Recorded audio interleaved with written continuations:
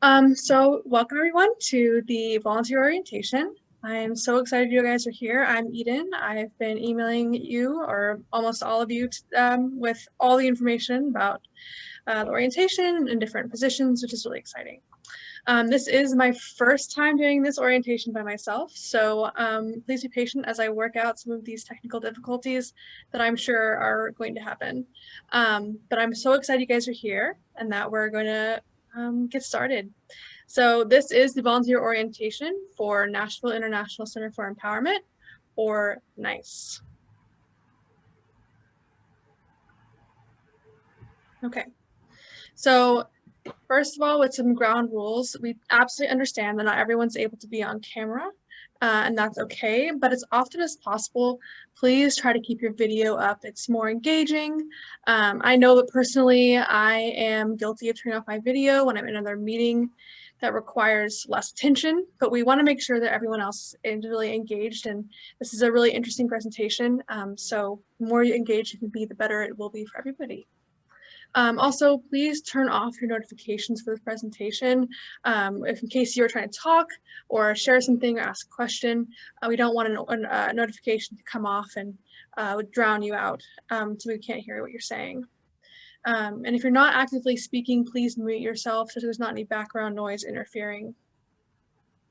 Always use chat if you have any questions, or you can always raise your hand and ask. If you have a question you'd rather ask in person, you can not maybe in private, you can always wait till afterwards and I can address those questions there. And if you, as far as raising your hands for the presentation, there is an option to do that under participants. And so if you have any questions, I do have the participants window open, so you can raise your hand and I'll answer that. If you do have to step away, let us know so we don't accidentally call on you when we're in the middle of an activity. All right, so National International Center for Empowerment is a refugee resettlement site. That means we're responsible for bringing refugees into the country, transitioning them during their first 90 days of being in the United States, which means setting up an apartment for them, picking them up at the airport, helping them get a social security card, getting their kids enrolled in school, cultural orientations, and things like that. There are lots of parts of this process that we're going to talk about in this presentation. So part of being a resettlement site, we do offer a lot of programs that support our families during the first 90 days they arrive.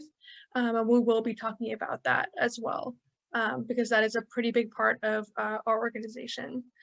So all programs share the common goal that refugees and immigrants achieve their full potential now and forever for generations to come. To do this, we have programs like multi-generational literacy, where kids and parents meet together to improve reading. We also understand that financial security is incredibly important and multi-generational. So a secondary goal of ours is self-sufficiency. It's a governmental term that we kind of use to measure the effectiveness of our programs, and we report that to the government for grants and support, so they know that we're doing our job. It really just means that we want our clients to support themselves in the long term and have a sustainable income so that they can be really self-sufficient and productive members of the United States economy and society, and eventually, hopefully, become citizens. So this is our director, our founder. His name is Dr. Gatt. On the left, is a little bit more about our story. So on the left, the picture was taken in Ethiopia in a refugee camp. It shows Dr. Gatt, our founder, who was originally a South Sudanese refugee who was a child soldier who eventually fled to Ethiopia and lived in the camp that's shown in that photo. He lived a lot of his adolescence and young adulthood there, and he and his brother, who was also in the picture with him, were eventually resettled in Midwest and South Dakota. It was Definitely a bit of a climate shock coming from Ethiopia to South Dakota, and a lot of cultural shock as well. They lived in the Midwest for some time together and tried to adjust to that. Um, so Dr. Gatt was taking English classes online and working 2 jobs to put his brother through high school. He didn't get a formal education until later, till after his brother completed high school. He earned his GED and eventually earned his doctorate. He's also a published author, so we are really, really excited to have him as our founder. And he's just so dedicated to our organization and helping us succeed, and all the refugees and immigrants in the Nashville community. And I've loved working with him. So after living in the Midwest for a while, Dr. Gatt resettled again to Nashville. I think it was only a couple of years that he was in the Midwest before he decided that he wanted something a little bit warmer. So he resettled again in Nashville, and he had enough sense of security at that point to go back to the refugee camp where he spent his adolescence and found a woman that he had met and fallen in love with many years ago, and he brought her back to the United States. They now have their home here in Nashville. And you can see that in the picture on the right, that is her and their family.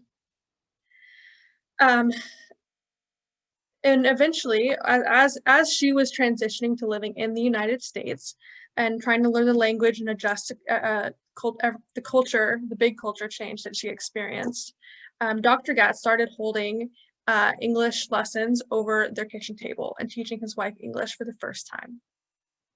Once the word got out in the community that all of her friends started joining in, and their small kitchen table English classes grew a lot.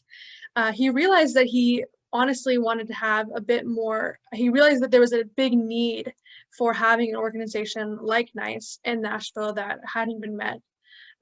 So he started.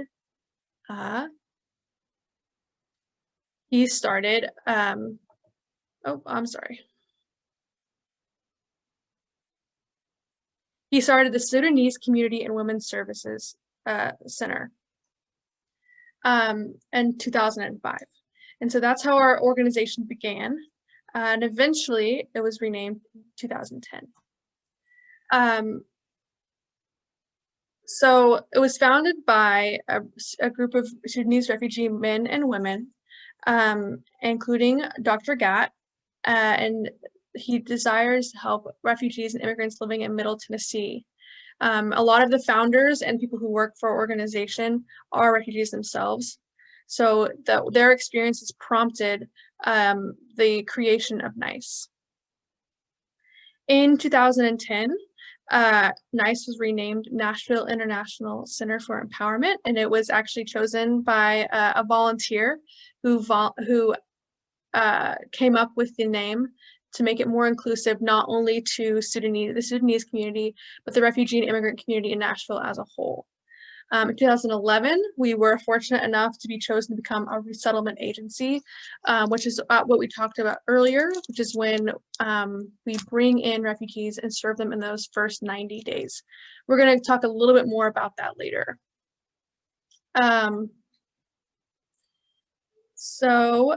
Oh gosh, I keep doing that. NICE was eventually expanded to serve over 25,000 people from 72 nations.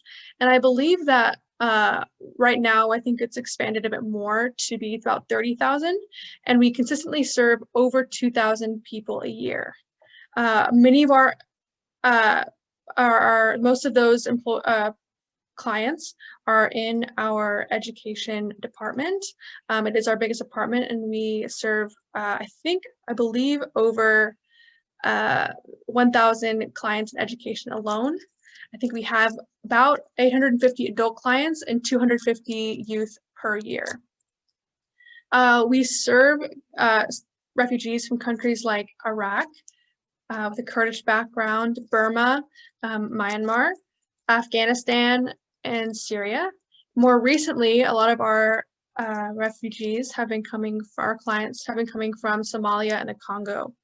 Most Congolese leave are from Uganda, Burundi, and Malawi. We also have several staff members from Rwanda, but we typically don't really serve Rwandan refugees.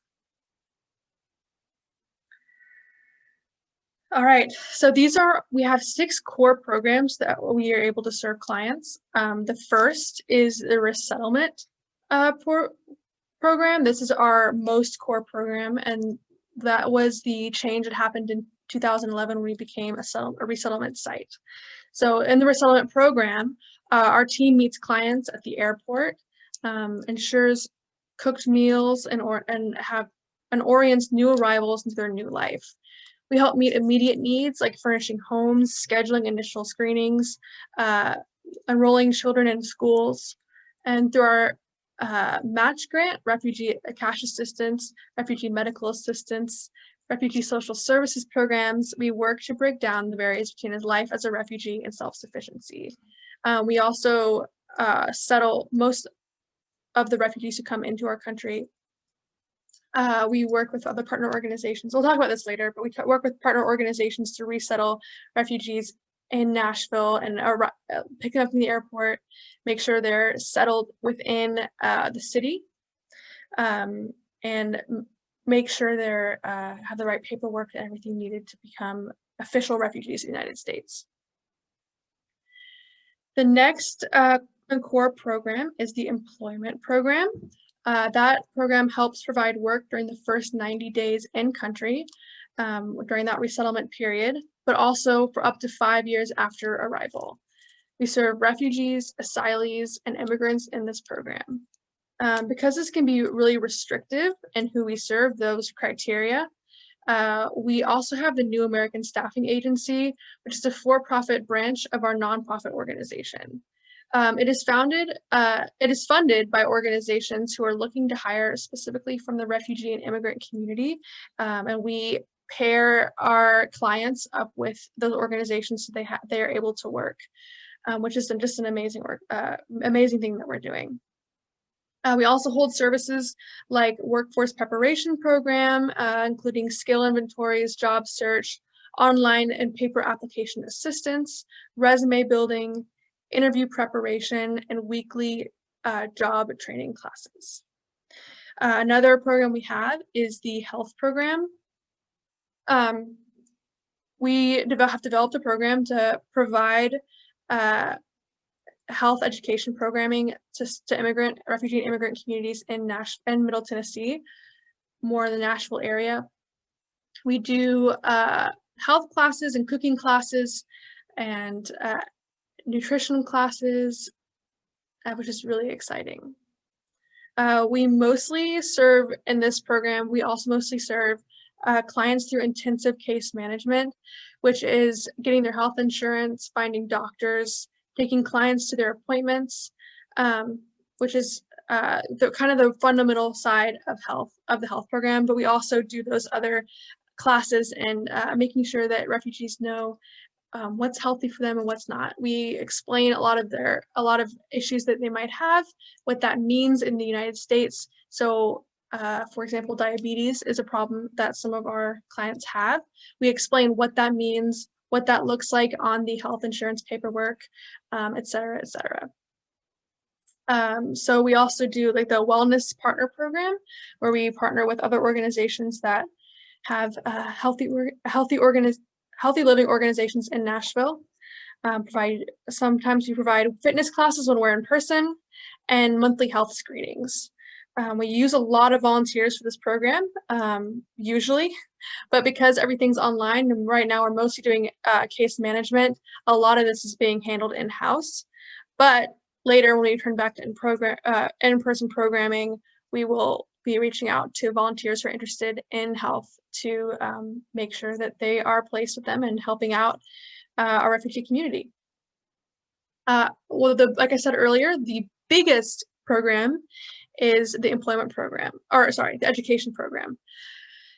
So the education program is pretty large, not because you don't actually have to be a previous client to participate or even be a refugee or immigrant. We serve anyone who's interested in our education programming.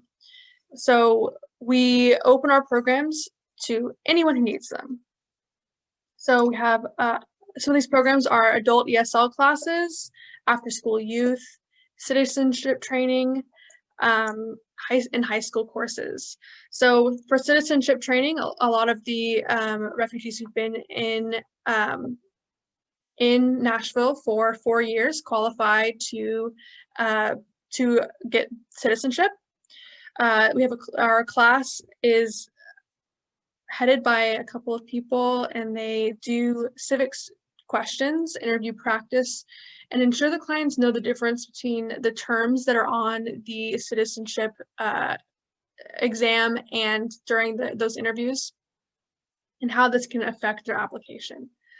So, for example, when you're being interviewed, it's really important to know the difference between whether or not, for example, clients have multiple wives, and what does this mean as far as gaining citizenship, and how should they answer it to best explain their situation, so that everyone else so that the citizenship officer who is conducting the interview knows what they're talking about, and explaining it in a culturally sensitive way. So that's a really important part of our education programming, and a really amazing thing to be involved with. We also, like I said earlier, offer high school courses. So a lot of, you might know it as the GED. In Tennessee, it's called the High School Equivalency Test, or the HiSET. We serve clients from 8th grade education to high school, so they can get that HiSET degree, or pass the HiSET test. They can get a high school degree. It's tailored.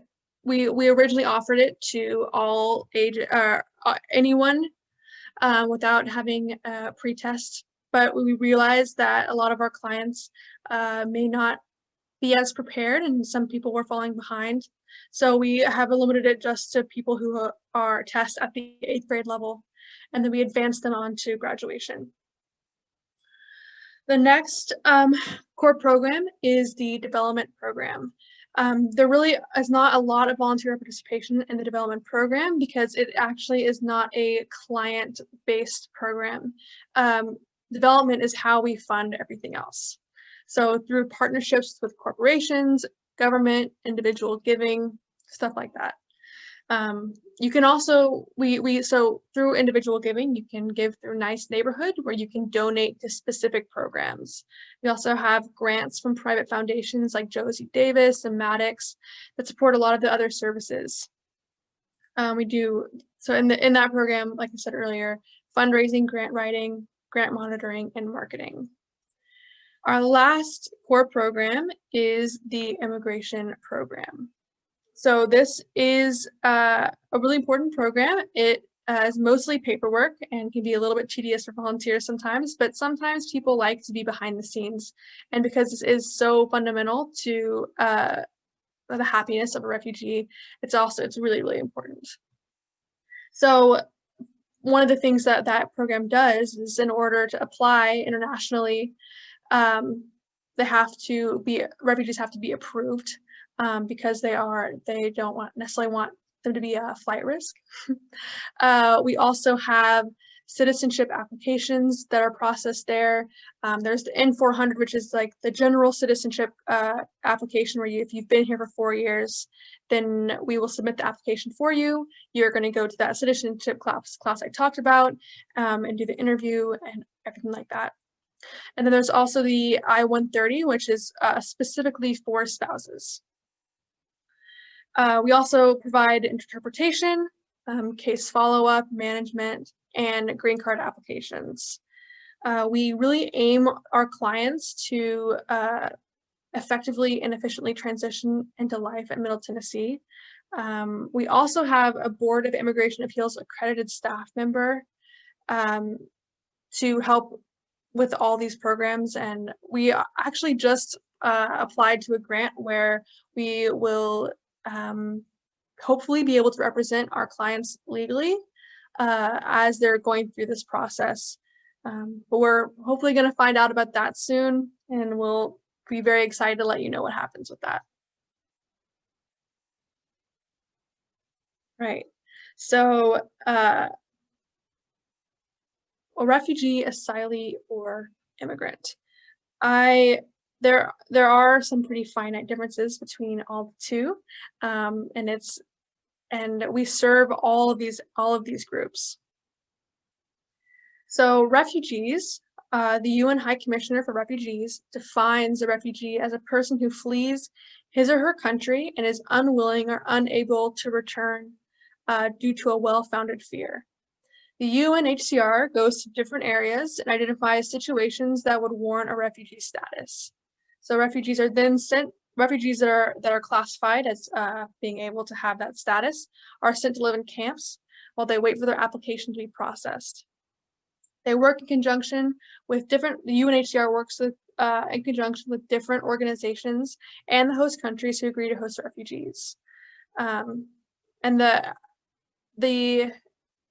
fear must be based on persecution, reasons of race, religion, nationality, membership in a particular social group, or for political opinion. This is a super time-consuming process, but it is generally internationally recognized and therefore more permanent than the other two. Asylees are like refugees, with the exception that asylees arrive in the United States as on their own. They can arrive as students, tourists, or business people, or without any immigration status at all. And after they enter the country or have reached a port of entry, they apply for and may receive a grant of asylum, which acknowledges that they meet the legal definition of a refugee and are permitted to stay in the United States. This is a case-by-case basis, so it's kind of their own independent choice to do this, and not everyone is accepted and often are returned back to their home countries. How the United States deals with asylees has changed over the past couple of years. Now, if you cross the border technically what could be known as and having no immigration status at all is the most common in this case, you are typically detained, essentially in a prison, until your case is heard by a judge. We don't typically represent asylum cases like legally because they are so tentative. But there have been cases where we work with families, so we already know to get their detained family member help. For example, I know our organization worked with a Venezuelan family that we already had known, and their relative had come in as an asylee and was being detained for, I believe it was 8 months. He was detained from original detention to release.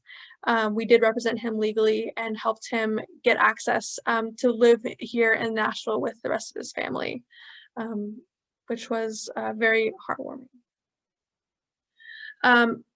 And technically, refugees and asylees are immigrants, but for this presentation and as far as our organization goes, we define immigrants as someone who chooses to move from the country and they're able to return back to their home country at any time.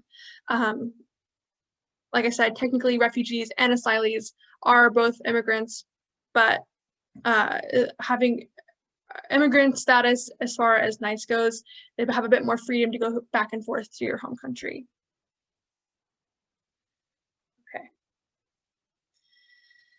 So this slide shows a bit of the scale of the refugee crisis. As you can see, 41.3 million of the 70.8 million are internally displaced people. This means they're still living in their country of origin, but are not able to return to their home city where they were born, what they consider their home, because they're on the run for government or for those who are persecuting them. It's a really large amount of of people who are displaced, and I think that's the majority of all refugees. The next are 25.9 million are actually identified as refugees. These are those who are actually given international sanction by the UN and internationally recognized throughout any country, recognized by the UN and the International Office of Migration. It's a bit harder to be recognized as a refugee than internally displaced. 3.5 million are asylum seekers. Right now, Venezuela is the largest asylum-seeking country in the world. Technically, there is a process where Venezuelans can be recognized as refugees, but many choose not to do that because the other two countries that they're allowed to flee to, Colombia and Peru, both treat them and persecute them a bit more as in their own home countries in Venezuela, because they aren't really a fan of having them in their country. So Peru absolutely despises having Venezuelans in their countries because they don't feel like they belong as part of their group, and don't feel like they should be recognized and part of that refugee status within their country. Okay, so this just shows the scale of the refugee crisis more. So about half of the world's refugees come from those three countries: Syria, Afghanistan, and South Sudan. The greatest asylum seekers for asylum application comes from Venezuela, with about 350,000 a year, and that number is growing. A lot of you might know about the current crisis in Venezuela between the two presidents, and a lot of the refugees a lot of asylees are leaving because they don't have access to source any supplies, and they are being persecuted, and so they seek safety. Of 70 million, 3.9 million are considered stateless people. And I think this is very interesting. So those stateless people means they're not, their nationality is not recognized by their government. A really kind of more common example of this is the Rohingya refugee group who live in Myanmar, technically. The government of Myanmar, drew the border right over the Rohingya group and said that they no longer recognize Rohingya as Burmese citizens. So the Rohingya were forced to either go to Bangladesh or Myanmar as refugees living in their own homeland, but they still are subject to extreme persecution and governmental interference that is can be very dangerous for them. I think, well, the most shocking statistic to me of all of the statistics is that 25.9 million have the status of refugee, but only 92,000 will actually be resettled in a new country. That's less than 1% of all refugees are actually resettled in a country.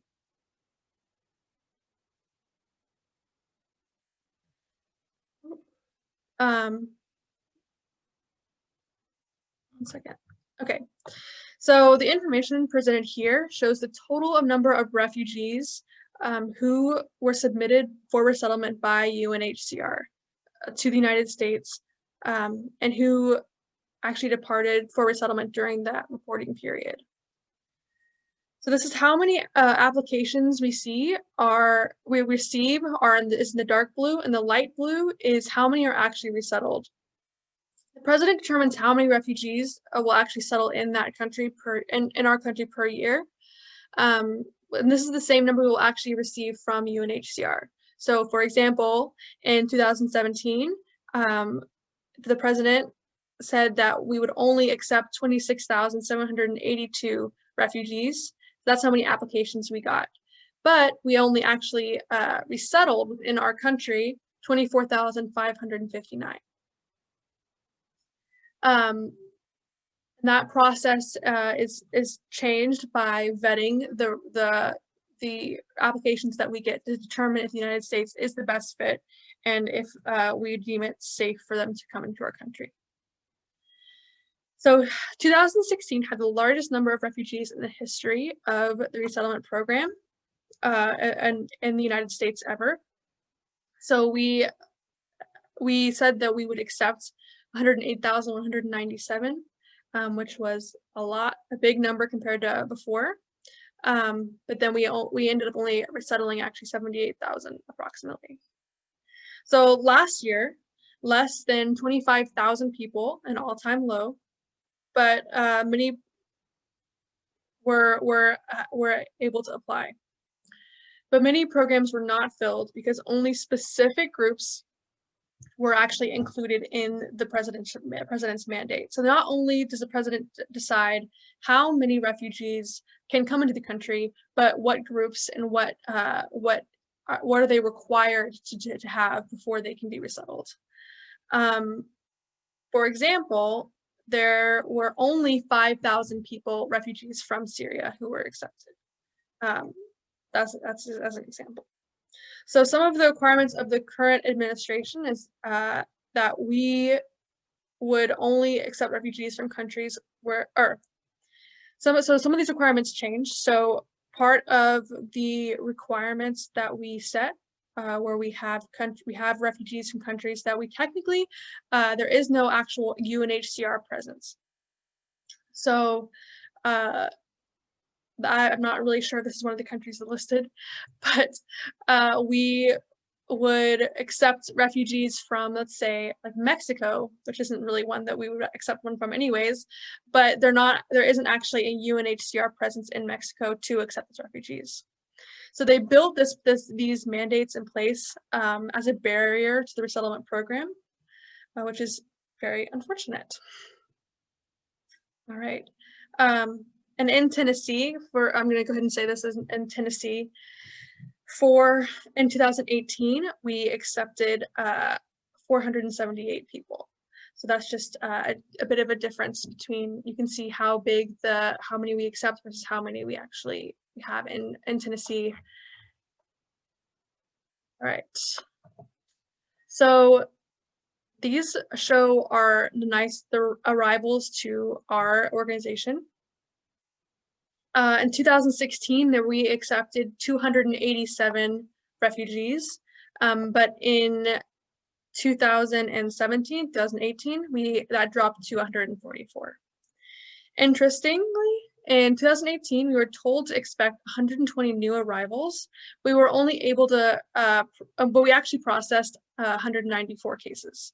So it all depends on the categories that the president has placed in those requirements. So who we can settle has changed drastically since 2016. So I'm going to walk you guys through these graphs. In 2016, 76% of arrivals already had a US tie, which means they already had someone in the country who would agree to take responsibility of the refugee when they arrived. They would offer them emergency housing, support them financially, help them really adjust to living in the United States. In 2019, 95% of cases are required to have US ties, which is not really a big increase, but in reality, it's 100% of the cases that we see are required to have those ties, or have a tie or be an SIV, which is someone who works for the military, maybe as a translator, for example, to support the US work abroad. So on the left side, you see the countries that we serve. In 2017, the list drastically changes. You can see the long list of Sudan, Somalia, Syria, Russia, Eritrea, Bhutan, Burma, Democratic Republic of the Congo, El Salvador, and Iraq, whereas in 2017, 2018, we only accepted them from Ethiopia, Bhutan, Burma, Democratic Republic of the Congo, Iraq, and Russia. So does anyone have an idea as to why there were these changes in what countries we accepted refugees from? You can go ahead and answer in the chat or speak.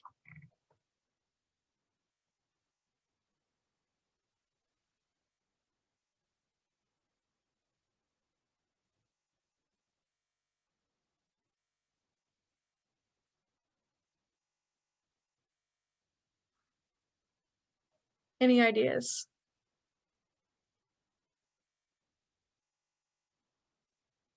Yeah, that's exactly right, Alexis.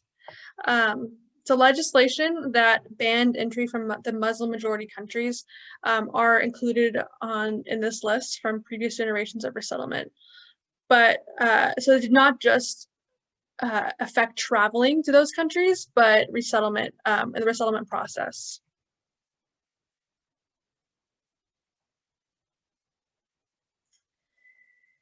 So, what is the journey for those lucky 1% who are considered refugees? Um, there is a pretty we're telling you this because it's really important that you understand a bit about what our client base goes through before they can before they actually arrive in the United States. So you can be a little bit more emotionally aware when you're interacting with them. The first step is the refugee flees. They flee their home, and it depends how long that could take for that process to take. Could be a day, a week, months, or less than that. And in that process, in an instant, you have to decide um, what you want to take, what's important to you, and what you need to leave behind. In some cases, these are not just material things, they're also people in your family. It's not uncommon for people to, in this step, to be sexually assaulted or physically assaulted, um, financially taken advantage of, or injured. So these obstacles have to be taken into consideration when deciding who to take. So a lot of times people may leave elderly family members behind or young women for fear of being attacked. So once you make it into the resettlement into camp, you begin the resettlement process. We're gonna go into more detail of this later, but after that you have the preparation and arrival stage, which is when you actually enter the United States. So this is the refugee flees stage of the journey. So in this stage, a family decides to flee home. They have to not only decide what comes with them and what doesn't, but who comes with them and who does not. So that could be, like I said, leaving behind grandparents or sisters or brothers. And I know that I work with the youth education department. And I know our the head teacher asked, if you could go back to your home country, what was the first thing you would do? Most of the students answered the question with, I would go see my brother or I would go see my grandmother. It was all, I would go see my family members who they had to leave behind. So once you actually make it into camp, uh, there are three options. You can do local integration, which is when a refugee would choose to integrate into the country they were originally moved to. So they would integrate into the country where the refugee camp is, where they fled after their initial persecution. So, for example, for the Rohingya refugee, once the refugee is settled in the refugee camp in Myanmar, they can choose to integrate into Myanmar if the government accepts them. So this is kind of similar to asylum status. The country in which they chose to flee is the country where they stay. Another option is voluntary repatriation. So in this case, let's say, for example, that in your country there's a civil war, and you're forced to flee that country because of that civil war. If the war is resolved within your lifetime, you can volunteer to return to your home country and take back the citizenship and nationality that you were born into. A lot of refugees tend to take this option because they do leave family members behind and they miss their home and they want to go back. Finally, is the resettlement option, which only, as we said earlier, only occurs in about 1% of refugees. This is where you are sent to a third party country that agrees to host you. Refugees do not have a say in the country they get to go to, and they have very little advance notice. So from the time that you arrive in camp and the time that you arrive in the third party country, how long do you think that a family lives in a temporary camp on average before they're placed? 6 months to a year, maybe? 6 months to a year, okay. Any other ideas? I'd guess multiple years, at least like 1-2 years. Okay. I would also say like at least 2 years, 2 to 3 years. All right. Any other guesses? Okay. So actually, the average time that a refugee spends in a camp is 20 years. Which is crazy. It's a long time. So most of the youth that we serve who are refugees, not immigrants or asylees, but refugees, have spent their entire lives in a resettlement camp. So many youth might identify more as the nationality of where they spent of their camp than where their parents are from. So, for example, they might identify more as Congolese, rather than Sudanese. There's actually someone in our youth education, our adult education program, who moved to refugee camp when he was 5 years old. He spent 20 years there and came into the United States as a 24-and-a-half-year-old. Now he's 25 and is trying to catch up on education because he had disrupted education, didn't have anything formal, adjust to culture, and trying to learn a new language, which can be very different, especially because, as you can imagine, the refugee camps are very different than home countries or the United States. A very different culture and livelihood. So after that initial resettlement program or process where they flee from their country, they go into the camps for 20 years. About the 20 years looks something a little bit like this. This is what takes so long. They must complete these processes. It's done entirely abroad, and your case is not heard immediately. Case review is done in the order that you arrive. So there's even a lag time between when you arrive and when the UNHCR actually begins reviewing your case. It takes about 18 months to 3 years to have the UNHCR review your file. So first you go into camp, meet with the International Office of Migration, and they take any documentation you might have brought with you. Many families may not have known what they needed when they left. They're not trained to escape, you could say. So a lot of them don't have documentation. So if you don't have that, you or evidence of your name, International Office of Migration will assign you one. We have many clients who know the name that their parents gave them, but International Office of Migration will assign them a name beginning with FNU. Not phonetically FNU, but first name unknown.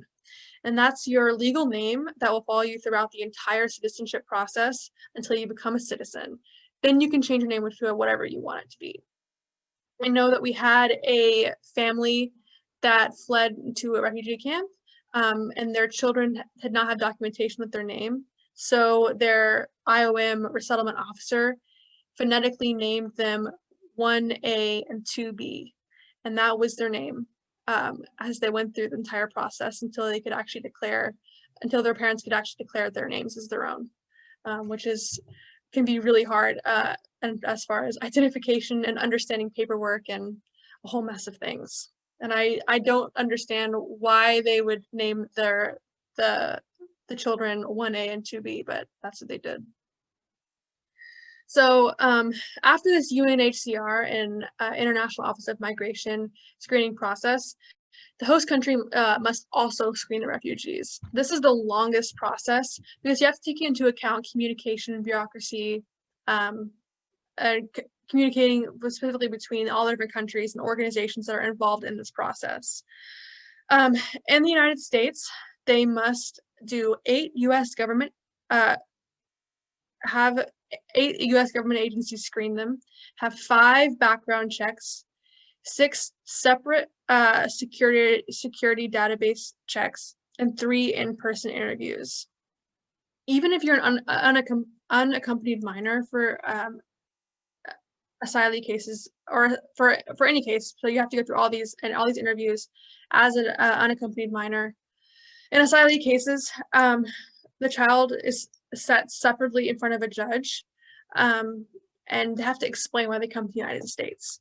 And so these interviews they're asking 3-year-olds to explain why they want to come to the United States, why they need to flee from their home country, which can be a really traumatic and difficult question to ask as a 3-year-old. After this whole process, the family will receive a notice that they're coming to the United States, but they're the last ones to find out. First, we find out because the government has to know that we have capacity to host them. We're going to go into this a little bit more later.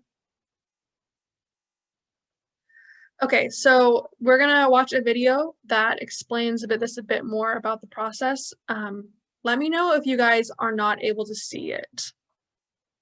This is the Secretary of Homeland Security, Jay Johnson. Can you guys see that first before I continue playing it? Yes. Okay, awesome.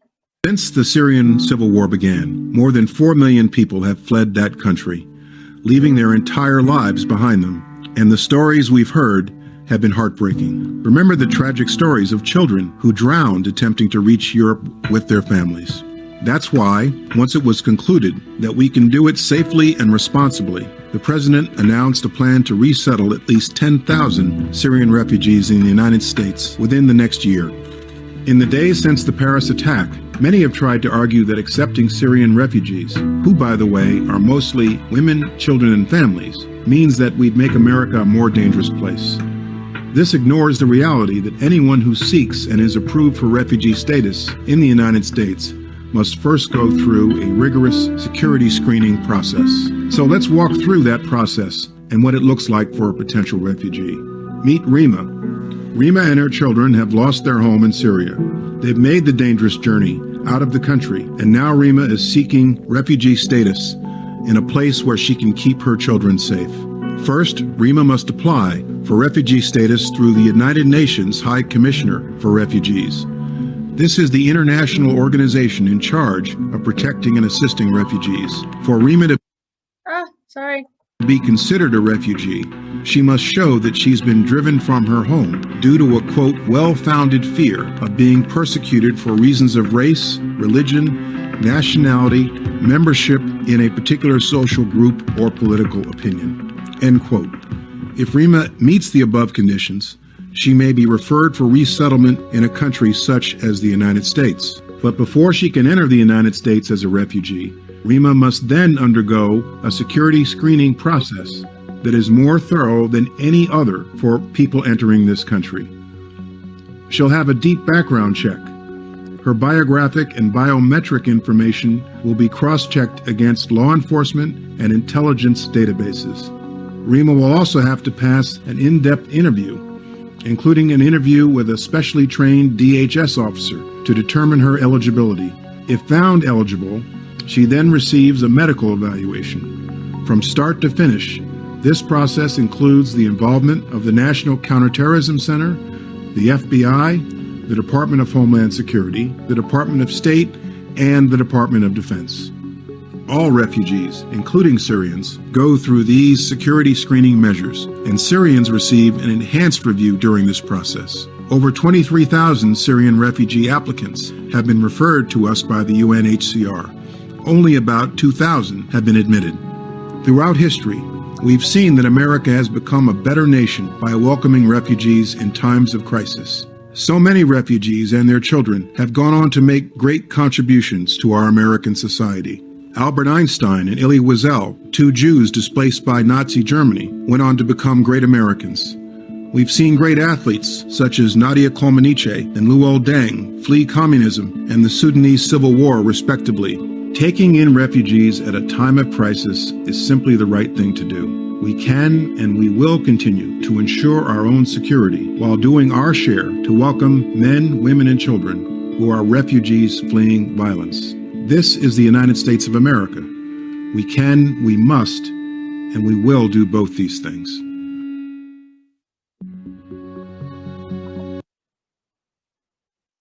Okay. So that I think is a really good explanation of what they go through and how important it is actually to accept refugees into our country, and that they are a big part of our community, and we should always be accepting and ready to help them in their time of need. Okay. So we're going to continue on to with the resettlement process. So a refugee is vetted by all the different departments, including the State Department, who really takes the lead on the case.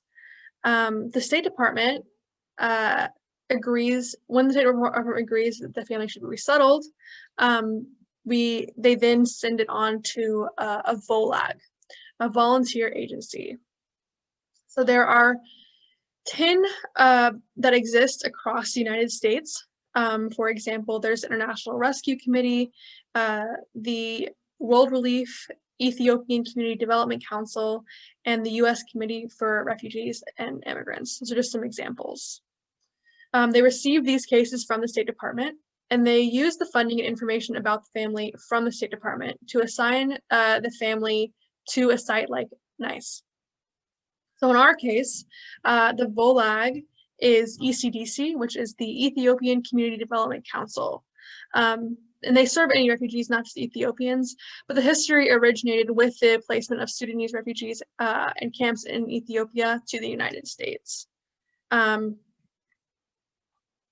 Yeah, so they are assigned to a specific agency, and then eventually they're notified to be resettled in the United States with a site like ours. But like I said earlier, they're also the last ones to find out about this process. So what happens with us, we then get an assurance form saying that we're going to take care of the family. The plane ticket is booked for the family a week before they have to leave. They're notified. They sell all of their possessions, gather what they can, and are sent to us. During this process, we will sign a lease for them. We use our volunteers to do apartment setups so they can have a place to stay that feels like home when they get here. When they arrive, they are considered boots on the ground, and they're in the first 90 days after arrival. So in the first 90 days after arrival, this is kind of what happens during this process. So they receive a stipend from the federal government that actually goes to us so we can pay their bills for them, and rent and power and insurance, et cetera. Because often the times people we serve are not actually literate in their own languages, let alone English. So we have to kind of step in and be the facilitators of that. This stipend only lasts for 90 days, but there are, luckily, most refugees qualify for RCA, which is Refugee Cash Assistance, which helps them for up to 8 months after they arrive. This is because many of the refugees who arrive may have trouble finding work, or a job that will actually pay for their entire family. A lot of the refugees we get are single mothers, and when you have 8 kids, getting a minimum wage paycheck isn't really going to cut it. There are other programs like Match Grant from ECDC. Kind of different VOLAGs have different grants that they help with, but ECDC has Match Grant that matches whatever we can give to that family as an organization. So this actually may support them more than RCA funding. After the first 90 days, the refugees actually receive the bill in the mail from the State Department for their plane ticket, and they have to pay it back, which can be a really big financial burden. So, for example, if a refugee from Bhutan resettled in Nepal, that plane ticket is over $1,500 per person. So you're already in a pretty big hole when you get here, because that's a lot of money for a family that may not have anything. larger families really struggle a lot with this. There are repayment programs, so you do not have to pay the entire bill at one time, but it's still really, really expensive. So now this is when after 90 days, a lot of other departments step in, and they, or during the 90 days as well, but they step in, get them a doctor, help them learn English, help them with kids and enrollment and school. And we begin the refugee journey, immigrant journey towards the goal of having self-sufficiency through our programs. So all the stages that we just talked about have what we call a triple trauma paradigm. Every stage has trauma in it. And so multiplying those together can be a big burden on the families and the refugees and immigrants and asylees that we serve. So to kind of break this down a little bit. Excuse me. There is trauma from the country of origin. So this could be experiencing things like civil war or immediate persecution. It could be exposure to violence, political opponents who are targeted and their families being killed, being recruited to go to war. Many of our clients have stories like this, and especially if you're working in our adult programs, you might hear these stories and kind of what makes them, why they had to leave their country, and why it was so important for them to come to the United States to find safety. Next is the trauma of escape, which is being forced to leave your home and leave emotional belongings or familial ties behind. They can travel overseas and walk long distances. There might be death in their travels with the group. I think in the video they talked about having all the refugees coming over on boats. A lot of times those boats are small and not in really great shape, and so there's a lot of drowning that happens. They might also have crimes committed against them. This gets pretty dark, but there was one story that I heard about a mother in the process of seeking asylum, fleeing from their home country. She had to dress up her daughter as a boy because she was afraid that her daughter would be raped. Unfortunately, the daughter was eventually discovered, and disaster ensued, I guess. Then there's oftentimes trauma of actually living in the camps. These camps can be really dangerous. There's not law enforcement, and a lot of really poor people put all together with a lot of different traumas in their own home countries can lead to a lot of tension. I know one of our clients was actually blinded in a camp because she was attacked while she was picking oranges off of a tree that someone else thought was theirs. And she was beaten until she became blind. So these are not uncommon stories, and like I said, you will likely hear some of these especially from our adult clients. The younger clients may not recognize them or want to really talk about them and have suppressed trauma. Finally, there's the trauma of relocation. So there can be a lot of depression after resettlement, and our services kind of work to address this. We want to provide integration and an atmosphere of belonging so they feel like they do belong. A lot of the trauma relocation is more centered around being in a completely unfamiliar place, speaking a new language, and fear of adjustment.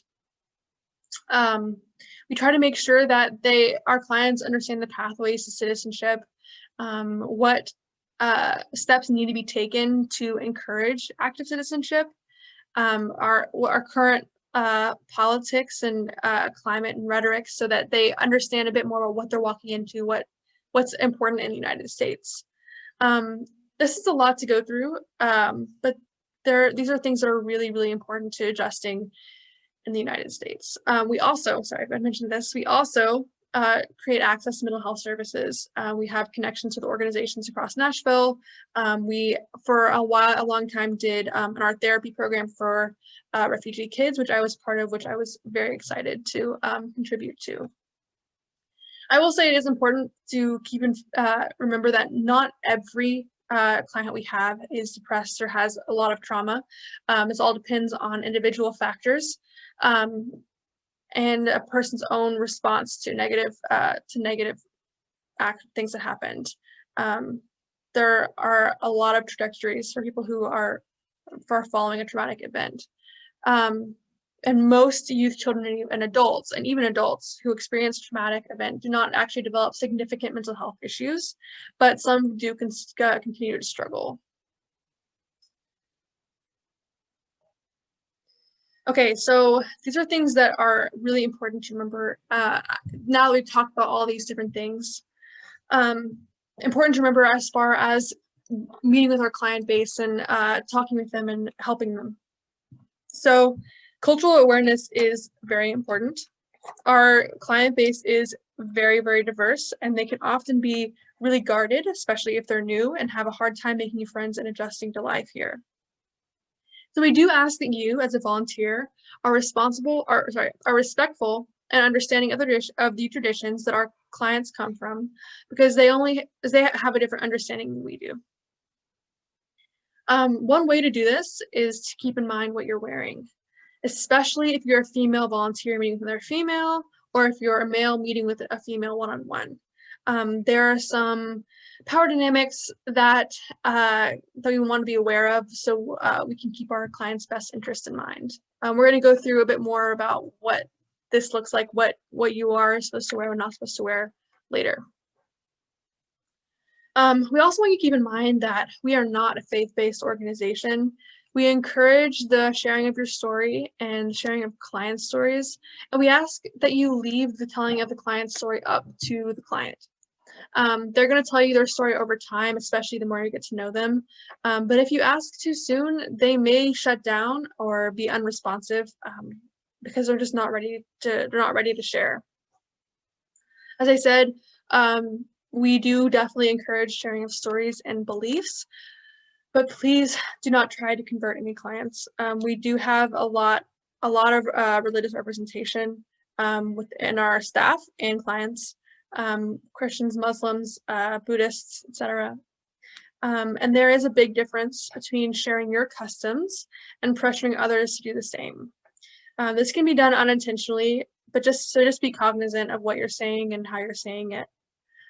We have actually had complaints where families were asked to be removed from the care of one of our volunteers because they felt like they were being proselytized. I don't believe this is actually the volunteer's intention. But it can come off that way if you're not being really careful. So feel free to, of course, share, but don't convert. Many of our clients are Muslim, and many of our clients are also Christian. Sorry. Read that. Okay. One thing that is different is that in Christianity, especially as with our client base, is Christianity is different in different parts of the world. So a lot of places in the world, Christianity is heavily influenced by other religions like Muslim, with Muslim influence. So the different aspects of Christianity can be very different than what we see as Christianity in the United States. And this is very important. This sharing versus converting is a very fine line and important because we've built a really, really solid reputation over the past 15 years of trauma-inforced and culturally aware care and client-focused care. A lot of times we go in and meet with different clients or go into clients' homes. Even if they don't know who we are, if we say that we're from NICE, they automatically are open to us and more respectful of us. And this is because we don't try to impose our own beliefs on them. So I know this has been a bit more of a drilling into your head, but it's very, very important. Very, very important. So now we've completed all of the background of our clients. I'm going to talk a little bit about the volunteer process. So I am the volunteer coordinator for NICE. And I'm, like I said, so excited you guys are here.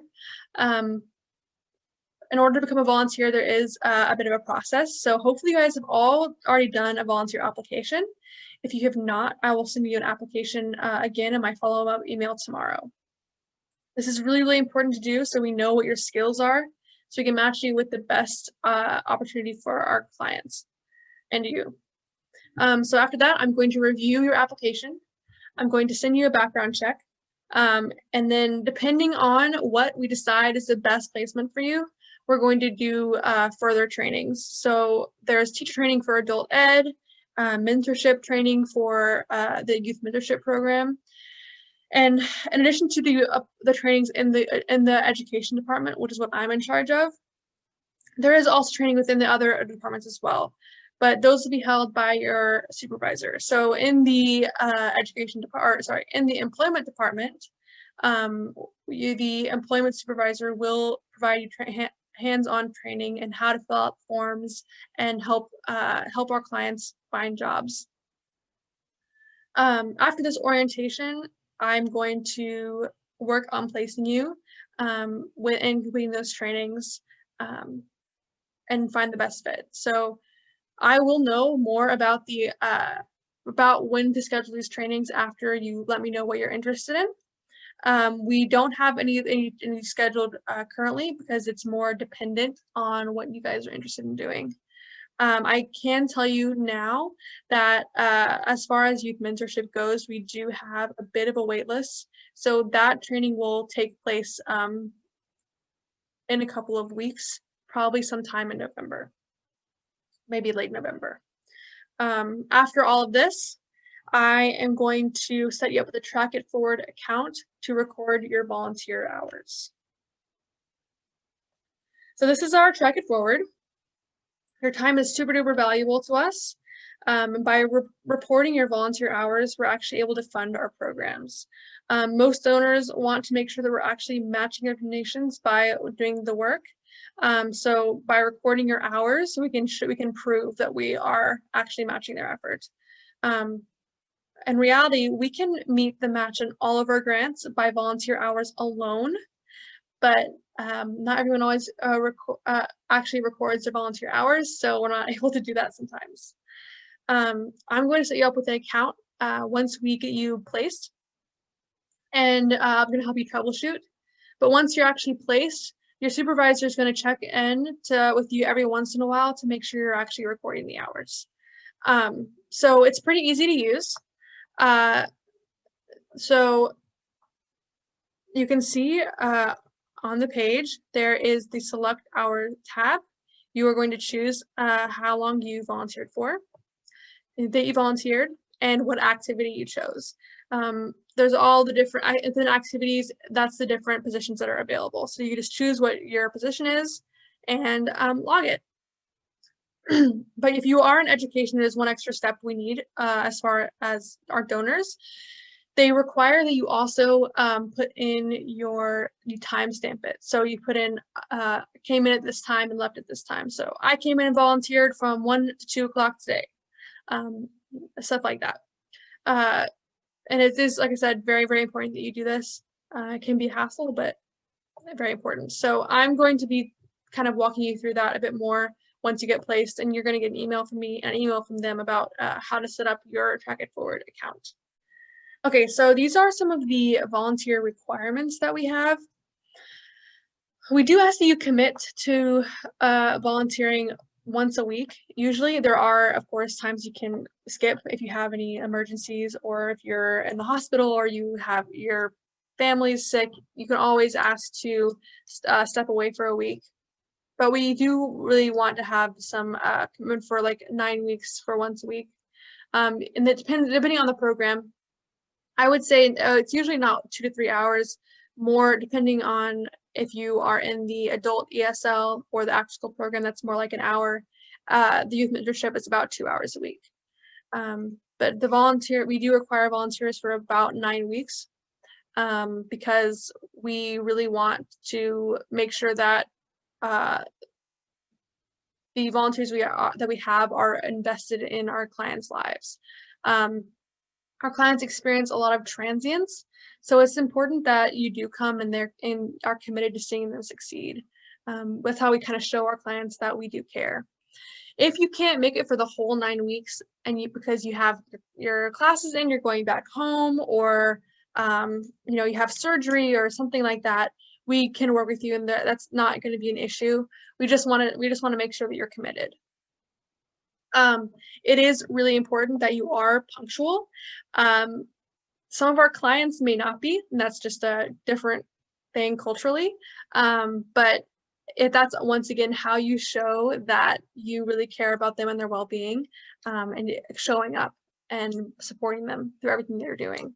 It can be really hard for students who are learning English for the first time in general. And so making sure that they know there's a support system there is really, really important. So we do have a dress code to an extent. As I mentioned earlier, when you're meeting with clients one-on-one, it can be really important to be culturally aware, and doing that and following a dress code is the way to do that. There isn't really a lot of specifics in our manual, our employee manual, as far as dress code. Pretty sure it just says don't come dressed like you're going to go to the beach, which is very broad. I don't really know what that means, but I would just say, as far as employees go, we are required to dress in business casual. You don't have to do that, but I would say cover up your shoulders and try to wear closed-toed shoes, and don't wear anything that could be perceived as offensive, and be cognizant of what everyone else is wearing too. I think once you start getting to know a lot of our clients, you can kind of adjust how you dress too. We do want you to stay engaged with our clients and students. We do not want cell phone use. Once again, this is more about showing that you're there to support them and helping them know that we care about them, because a lot of times people don't. If you are a teacher or working in the office, when we come back in person, we do ask that you maintain client student confidentiality and privacy. These are very sensitive community groups, and you're going to be exposed to a lot of information about them. The more that you can keep private, the better, because we don't want information getting out where they could possibly become target of something, or we don't want school information getting out. It's just not conducive to a positive learning environment. Along with confidentiality and privacy, we ask that you do not take photography unless permission is given by NICE. We do sometimes use pictures in our Instagram or Facebook or for promotional things, but we always ask our volunteers before we even take a photo, ask if we can use it as promotional stuff. So before you take any pictures of all the cute kids playing outside, just make sure you ask, because a lot of our clients also aren't comfortable having pictures taken of them for religious reasons. If you have any problems with any of the clients you're dealing with, or you notice any problems that you probably should report, you can report those to any staff member. Or you're going to have a supervisor in your role, so you feel free to reach out to them, reach out to me, anyone that works at NICE. They'll deal with any issues you might have. So we have a couple more codes of conduct. There are we definitely have some prohibited behaviors. These can be pretty self-explanatory, but it's important to go over them. While volunteering for NICE, we expect your volunteers to be respectful and courteous to others at all times. It's important that our children's and families' experience is a positive one. So if at any time a volunteer is seen or believed to be engaging in these behaviors, you'll be dismissed from your assignments immediately.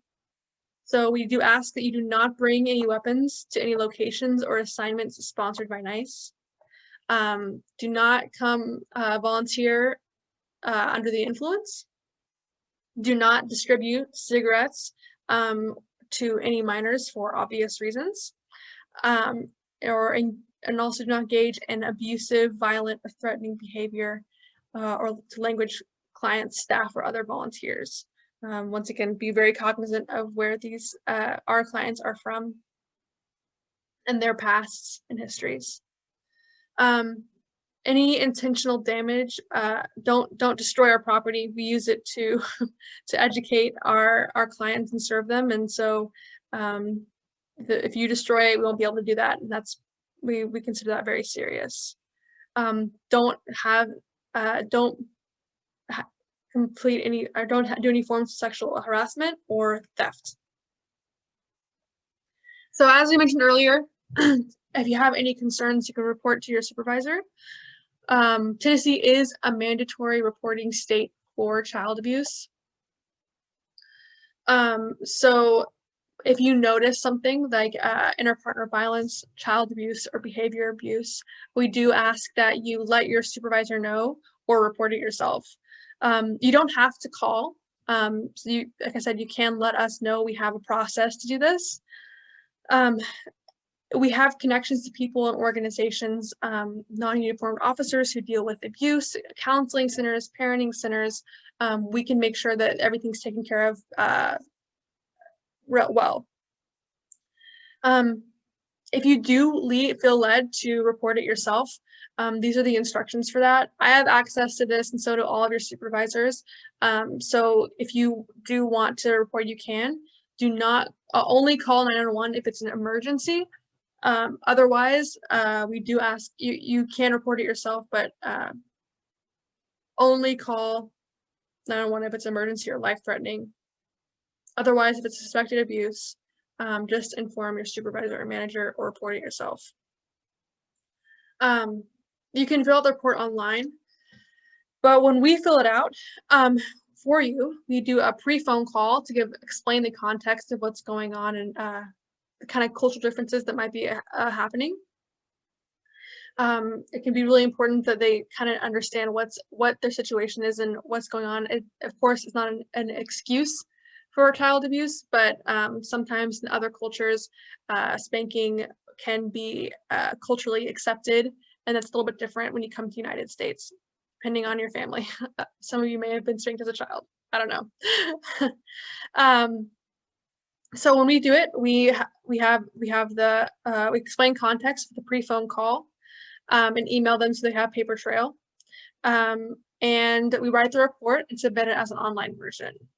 If we can provide this context, it might help keep kids with their family versus being ripped away and taken into child services.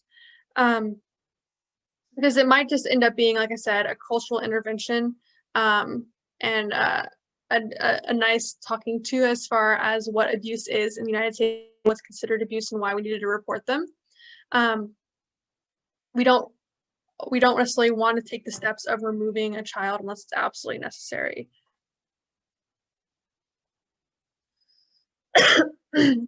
As a volunteer, it's really important that we always explain your rights and responsibilities. So you have a right, sorry, very dry throat. So you have a right to a safe and healthy work environment. You have a right to understand what your role is in the volunteer organization. You have a right to receive orientation and training like this one, depending on your mentorship, on your volunteer role. We will be holding other further training opportunities if you wish to go to them. You can always refuse a task that you are not comfortable with doing. So if you are assigned something that you are like, this is absolutely not what I wanted to do, and I'm not comfortable speaking to clients about this, or whatever the case may be, you can always say you don't want to do it, and that's not a problem for us at all. We also do not want you to feel like we don't want you to feel like you are slaves. So you have a right to be free of exploitation. If you feel like if you're being used as a slave, free labor in a negative way, feel free to reach out and we can work with you to make sure that you're not being becoming our personal slave. And you also have your right to keep your personal information confidential. In my office, I have all of your files printed out, or I will have all of your files printed out and under lock and key. So no one will have access to that besides me. And on occasion, if your supervisor needs information, I will give that to them. But otherwise, I keep it very confidential. It's very important. You have responsibilities to be reliable and punctual, serve willingly, ask for support whenever you need it. Please, please, please ask if you need any help with anything. If you are, for example, if you are a youth mentor and your family and you have more kids than you can handle, let us know. We would be happy to find another volunteer to step in, especially in that program because it is so popular. We ask that you we ask that you respect others and their confidentiality. Complete the agreed upon tasks to the best of your ability, and participate in all the necessary trainings for your role. Like I said, for youth mentorship and teacher training, I will hold those myself, and we will make sure that you are trained before you are placed. And finally, a responsibility to be safe. We don't want any accidents. Okay, there are other ways to get involved. If you sat to this and you're like, oh man, this is not for me at all, you can definitely get involved in other ways. There is advocacy. You can do advocacy for refugees in our community. We have events that we go to when we're actually in person, and we always want advocates for for the clients that we serve. A great way to do that is voting. This big election coming up, that can be a super awesome way to support and advocate for our refugees who aren't able to vote. You can always speak to different community groups about refugees, or ask us to speak at community groups for you. If you're part of a church group and you decide that you want to have us speak about what the refugee experience is, we can definitely do that. We love for our volunteers or anyone to have bake sales or donation drives. Like I said, all of our programming is donor funded by grants and private donations and government. So we love more money because that means that we can have more programs and serve our clients better. You can follow us on Facebook and Instagram.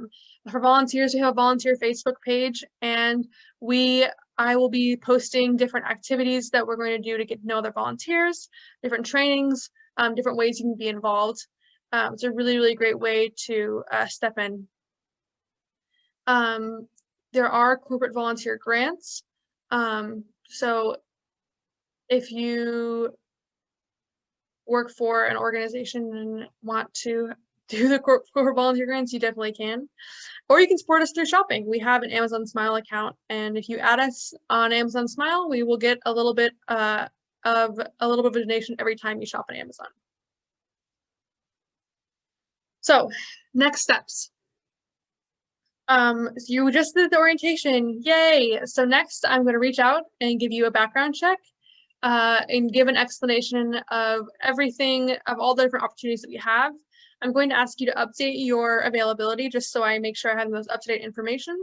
If you are if your availability on the application is still the most up-to-date, you can just say that and I'll go back and read it. After we that initial email that I'm going to send out tomorrow, we will schedule any necessary trainings that you need to be placed. I know that we have a couple of openings right now, and education and adult education needs to be filled, and our middle school after school program. After you do all the trainings and everything that you need and I get your background check back, you are going to receive an email confirming your final volunteer placement and your staff contact and your supervisor. After you do this, you're going to either go through further training with them, or you're just going to start volunteering. And you can always tell, and like I said earlier, always be sure to tell your supervisor if you have any known vacation time, or if you're gonna not be able to make it, so that we can make sure to fill your space with other volunteers or substitute teachers. And as early as possible is the best way to do, is the best time to do that, because the more heads up we have, the better. Okay, so that is all that I have. Does anyone have any questions? I do. This is a little specific to me. I signed up to volunteer last year, but it was Mhm. right before the tornado, so I went through all the training and everything in the background check, but like I never actually got to volunteer. I still Yeah. have the receipt for my background check. Do I need to do another one? If you have a copy of your receipt, I actually be able to find it, so that I wouldn't worry about that. But if you have a copy of your receipt, you can just send that to me too, and I can record that. Great, thanks. Any other questions? All right, guys, that's all I have. Thank you for coming. I'm so happy you guys bared with me, as my first, like I said, my first orientation I've ever done. So I appreciate the patience.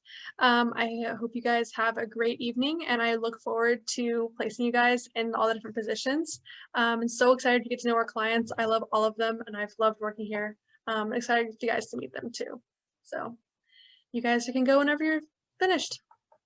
And if you have any questions specifically, you can ask me. Bye. Bye. Thank you.